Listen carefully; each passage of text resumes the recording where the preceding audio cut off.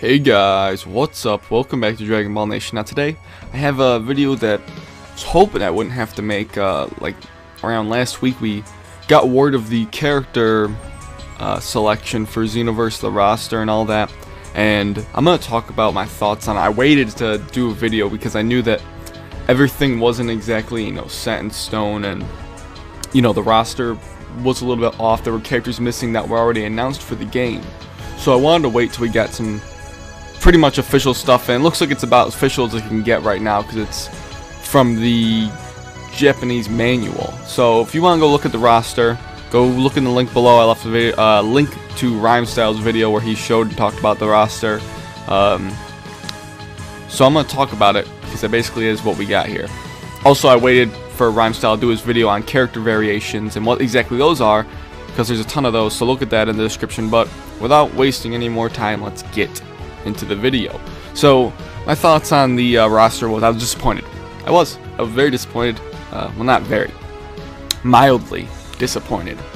I went from very to mildly in like a second. Anyways, I'm extremely excited for this game.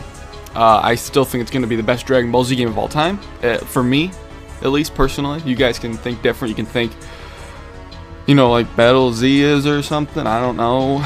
That's your choice. I wouldn't say it in the comments because you might get bashed. But I was disappointed with the roster. I believe it's around 47. 47, the 47th character slot being your created character.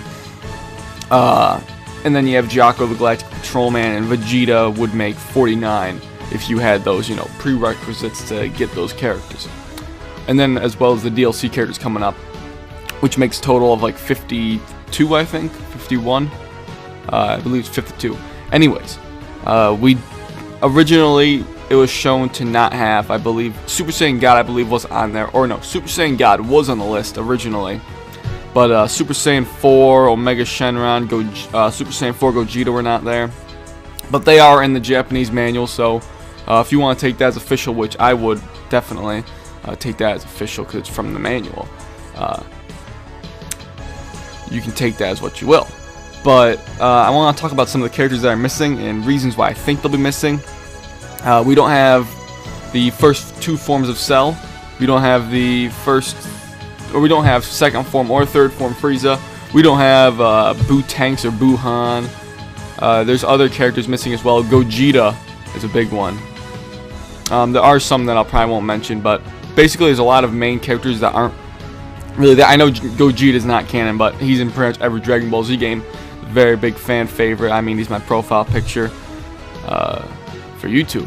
But let me hit on Gogeta real quick just to get that out of the way. Gogeta's been in basically every Dragon Ball Z game since ever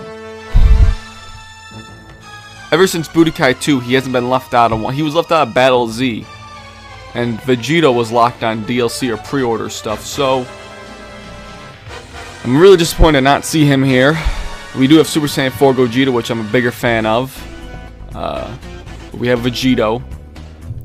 Now, I have heard people argue that you can make Gogeta, but just because you can make the character doesn't really mean much of a difference to me, because, yeah, maybe you can give him the same specials and it'll look the same, but it still won't be that character, you understand? And Cooler as well is in the game, and I know Cooler has been missing in some games, but I'm a really big fan of Cooler, my second favorite villain. I mean, we have Broly in here for crying out loud, but I guess Broly is one of the most popular characters in the entire franchise of Dragon Ball.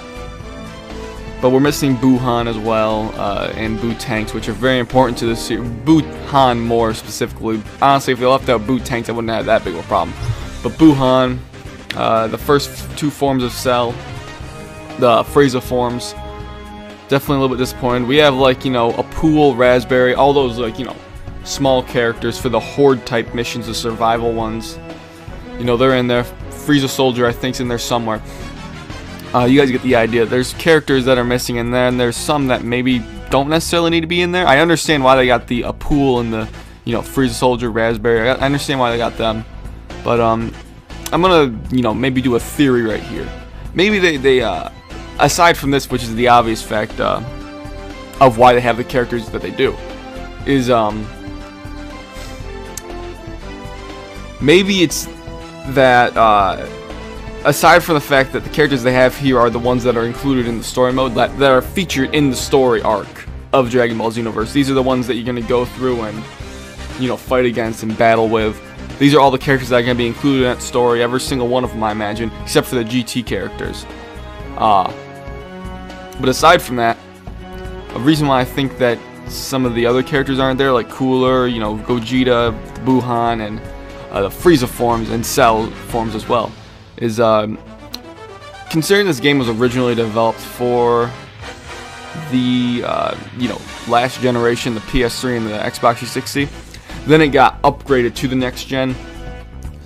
I'm sure they had to, you know, think about disk space, because I'm pretty sure this game will be on multiple discs on the Xbox 360. PS3 has the Blu-ray, so there probably won't, you know, be anything for that. But I'm sure on 360 you'll have to install some sort of disc separately. That is my thoughts.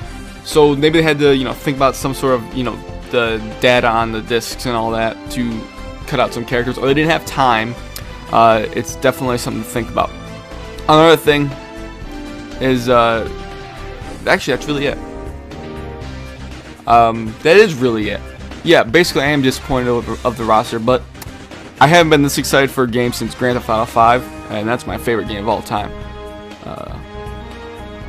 So I'm definitely looking forward to this game, despite the character roster might be, you know, a little bit, you know, thin and a little lackluster, but there are still a lot of characters, and they did look like they played very differently to me. Nappa played very different from Goku and Vegeta in the network test, and Vegeta played slightly different from Goku, not too much. He had a little bit different moveset. Wasn't too different from the network test. It could have changed, I guess, but those are really my thoughts, guys. Real quick, considering we have those GT characters, let's say this, just for you guys in the comment section, do you share your thoughts? Would you have rather had it be the GT characters that we're getting with the game? Would you rather have it so they are removed, or they were not in the game originally? Would you rather have them not be in the game, or have your Cells and Frieza forms and your Buhan, all those, you know, other characters that are, you know, critical to the series? Would you rather have them or GT characters? Because if I had to pick, to be completely honest, guys, I'd pick GT characters. Big fan of Super Saiyan 4 Goku. Vegeta's nice, even though he was the DLC.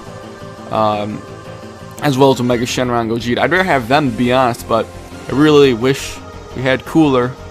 But that's my game talk.